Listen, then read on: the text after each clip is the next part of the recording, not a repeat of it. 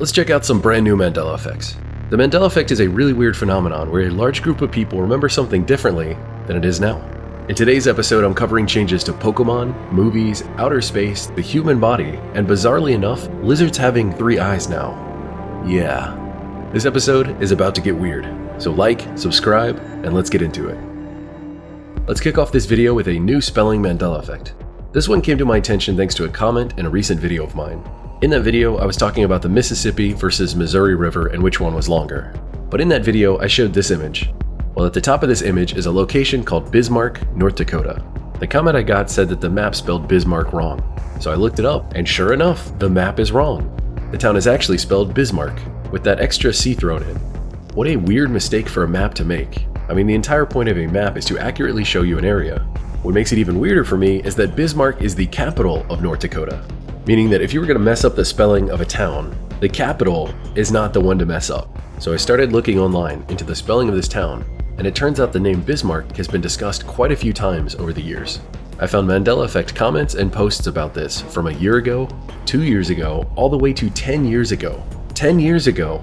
So it turns out this has been noticed and discussed for quite a while. So if you've ever heard of this town before, what do you remember? Was there always a C in Bismarck? Sometimes an animal appears different from how you remember it, and today I have an amazing new example for you. This Mandela effect is about a shocking change to a number of lizards. I heard someone talking recently about how some lizards actually have a third eye.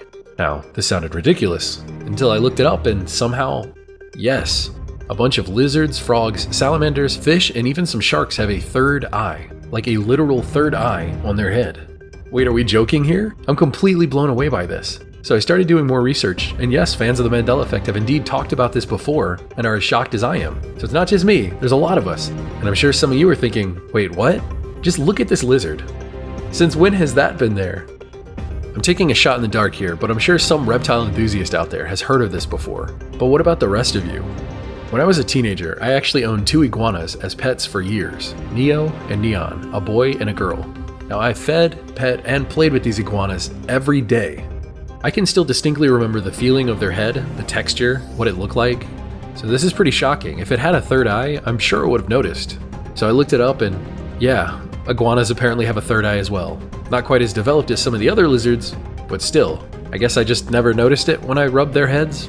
This third eye is called the parietal eye, and it sits on top of the head.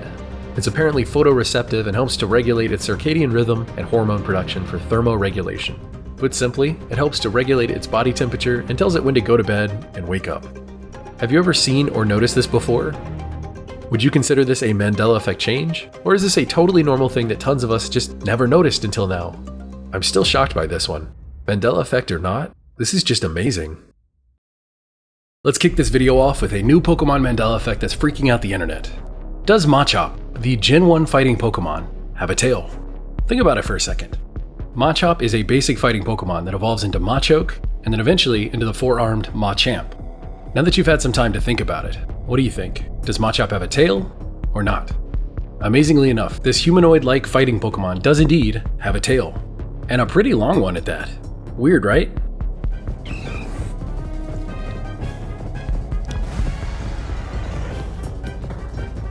Wait a second. I'm sorry. Has Machop always had a tail? Some online have said it's a change, it's a retcon, it's always been there, it hasn't been there. There's a nice, good, healthy debate there, so I figured I'd bring it to your attention. Looking deeper into this, it isn't an update. He has apparently always had a tail, even though his evolutions don't. So what do you remember? This next Bill and Ted Mandela effect I have for you gets a lot weirder. This one feels like a Mandela effect in progress, like it started to change, but it hasn't finished yet, and it's been caught too soon. This one is in relation to the telephone booth used in the movie. On the posters for the movie, the booth says telephone. You can see it here, and here. Even some toys from 1991 say telephone. And here's the DVD cover. It also says telephone. When they started marketing a third Bill and Ted movie, all the way back in 2019, they took promo shots in a phone booth that said telephone. I'm bringing all of this up because in the movie, it's not telephone, it's simply phone. So in all of the marketing, promotion, merch, and toys from 1989 up to 2019, they themselves said it was telephone, but it's never been telephone in the movie. Has anyone else noticed this discrepancy before? This feels like one of those halfway changes, where we notice something too soon, and it's now been caught awkwardly between changes.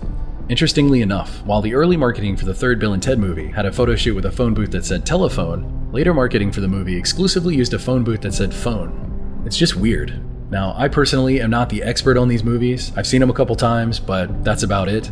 I'm just relaying what others are arguing about online so you can form your own opinion and join the discussion. This next new Mandela effect was featured in my recent Nature Mandela Effects video, but I'm sure plenty of you haven't seen it yet, so I'm including it in this video as well. It's that good. It's about a massive change to the night sky, and I'm super curious to hear what you remember. Here's a Mandela effect that stopped me dead in my tracks. And not just me, everyone I've asked about it.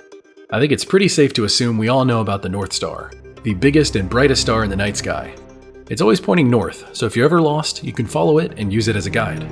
The reason why the North Star guides us north is because it's located directly above the Earth's northern axis, which makes it appear fixed in the sky, while all other stars rotate around it.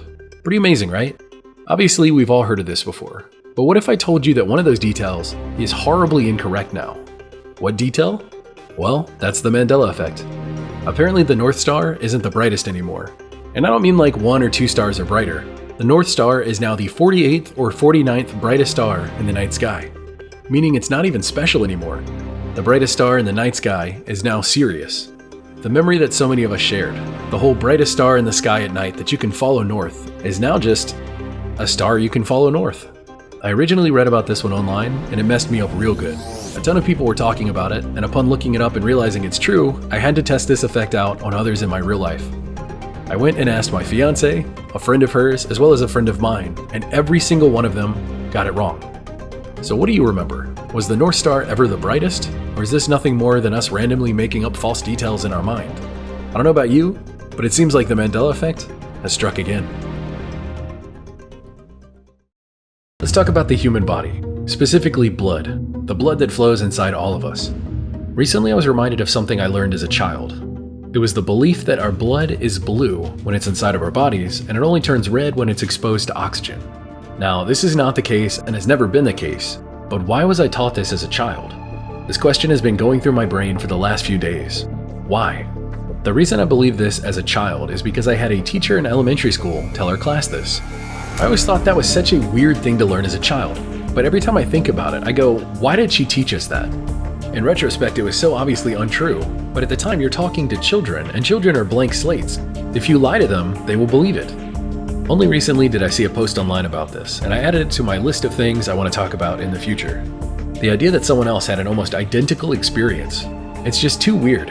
I kept thinking, who would be spreading this absurd lie to children? Is it just teachers? Is it parents? Is it other people that learned this growing up and they just believed it and then they told their kids about it? I mean, my grandma was a nurse for 21 years. This bizarre lie shouldn't have been able to live in my childhood mind for as long as it did. So I started digging, and I am so far from the only person who experienced this as a child. I'm talking post after comment after story to even modern day examples of people shockingly being told this by a nurse. This weird lie or urban legend or Mandela effect, whatever this is, was widespread. And it wasn't just kids either. This idea came from adults and was passed down. And for what? Unless those adults also believed it, because there'd be no point as a teacher to lie to your students. It doesn't make sense unless those teachers actually believed that was the case. So apparently tons of people believed that blood was blue until it was exposed to oxygen. The crazy thing to me is I can't really think of another example of something that's so wrong that's as widespread as this. Can you? One explanation for all this is while looking at our veins, they do look greenish blue, but that's because of light scattering. So perhaps that's where the idea came from. But no, blood has always been red both inside of us and outside of the body. This topic jumped to the top of my list of things to talk about because of a podcast I was listening to recently. And in that podcast, one of the hosts made a joke about blue blood, and the other hosts had to break the news to him. The way he reacted when he learned this, it was a mixture of shame, embarrassment, and disbelief. I mean, he was stunned. He had gone over 40 years of his life believing this idea. So what do you think? This is one of those that doesn't feel like it should be a Mandela effect, but it does technically fit the definition, as in a bunch of people remembering something one way, only for it to actually be another way. So did you grow up learning this?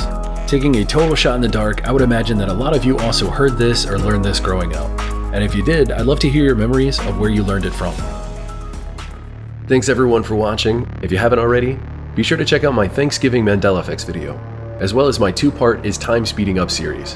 I'm especially proud of these videos, and I'd love to hear your perspective on it. Lately, I've been so productive, and I don't plan to stop anytime soon. My next video is only a few days away, so until next time, never stop searching.